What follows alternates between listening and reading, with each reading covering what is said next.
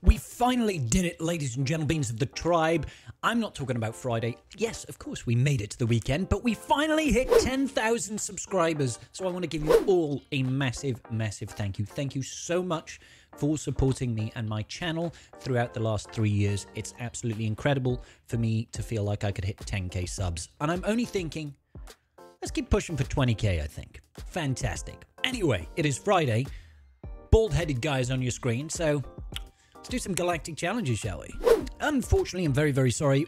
Guys, I can't get the red box on this one because my Tuskens are trashed here. Like, literal trashed here.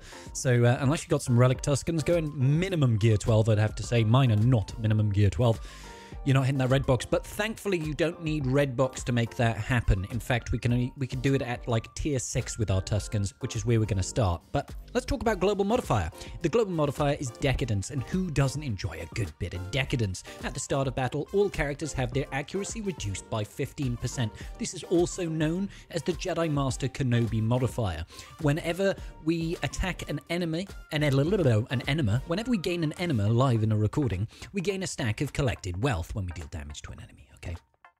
Essentially, that means we're gaining 10% crit stacking chance and crit damage, but if you get hit, you lose it. It's annoying. Tusken Ambush is phenomenal. Gives us a bunch of additional health and defense and speed to our Tuskens. Lots of stunning, lots of ambushing, lots of good stuff, but it doesn't really matter. The enemy has got the code, which means they're going to be stacking a bunch of counter chance and max protection throughout the battle, which kind of counteracts our dot mechanic. So, we're going in at tier 6, because like I said, you don't need to go any higher. You could probably even do it at tier 1 and still get this victory done, so long as we do the rest of the feats at tier 10. We can't get red box, I'm very sorry. So, Chieftain, you can see he's gear 8 double Zeta, gear 9 double Zeta, Tusken Warrior, gear 8 Tusken Shaman, Tusken Raider, and Urura. I just threw a bunch of speed mods on Urura so that they can go and then pass turn meter over to the entire Tusken team. Alrighty then. So, if Paz Vizsla over here has rather annoyingly got resilient defense, we can't seem to ignore and do the ambush thing, which is supposed to work like a marked, but it doesn't work here. So, Urura will do this. Lovely. Can't ignore, so we'll just go and hit him in the face. Marvelous, marvelous. Now, for some reason, we can ignore him. I don't understand why or how any of this works, but it just sometimes works, sometimes doesn't. Anyway, you want to attack the person who's got ambushed all of the time, because that's going to give you additional momentum, which means you're going to be stacking additional offense and you're going to be stacking additional defense. Unfortunately, it doesn't really help you against Maul himself, because Maul himself does true damage when he's using his Seething Rage ability. And true damage ignores defense, as I'm sure you're all 100% aware, because you're all very clever little sausages, aren't you? Yes, you are. Let's just get rid of Mando. Boop. Thankfully, that second attack there by Tusken Warrior can't be evaded. Isn't that wonderful? Literally cannot be evaded. So that JMK modifier that we've got means nothing to us. It means nothing to us. It means nothing to me. So we're just going to attack whoever has that resilient ambushed defense thing whenever we can, because that is going to give us additional stacks of momentum, and momentum is supposedly a good thing, just like the momentum I've been having on this channel lately. Bazinga. All right. Lovely. You can see we've got lots of stacks of momentum. Paz takes his bonus turn, does things, and then dies. I mean, I'm very happy for him. I mean, let's be honest, the Paz in Season 3 of the Mando was an absolute badass. He just kind of burned out like a little flame. Not so badass, unfortunately. Now, Bam's Whistling Birds are also true damage, so if he gets them off and he's got like 15 stacks, it's probably going to hurt. But not enough. Gear 12 Bam doesn't have the offense to do jack diddly or squat. Doesn't even land that heal immunity. And then we're just down to, let's do a big hit on Maul. Boop. Not big enough. Do bigger hits, please, people. That's what I would like for you to do, because he's got 5 stacks of Seething Rage, so if he takes a turn, we are dunzos. Fortunately, though, Tusken Raider doesn't miss when it counts. Super! So, that's all you really need to do if you're not red boxing, but getting, you know, anything like gold box. After that, we need to go up to tier 10 to get the rest of the feats done. So we need to win with no leader, and we need to win after attempting to apply 30 dots. Don't need to land them, you just need to attempt to apply them. In everybody's experience, the best way to win with no leader is Malak. Malak is the no leader winning guy, alright? I'm going to take in Darth Revan, and we want 2 key characters right now. Obviously, we need Vader, but the other 2 key characters are going to be Traya, and they're going to be Thrawn.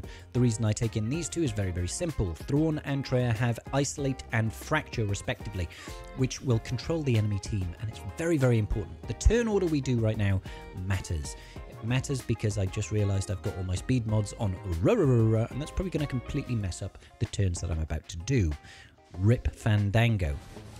So all you need really is Maul to target Malak at the start, and it might be very tempting to immediately start life draining, but don't do that. Just basic, because under Maul's leadership, there is something rather fantastic that passes around buffs all the time, namely taunts to the healthiest living ally. So if the healthiest living ally has Isolate, they can't gain buffs, but Maul's leadership will still try and force the taunt onto them. So it just means nobody taunts. So we'll pass the turn over to Traya with Thrawn.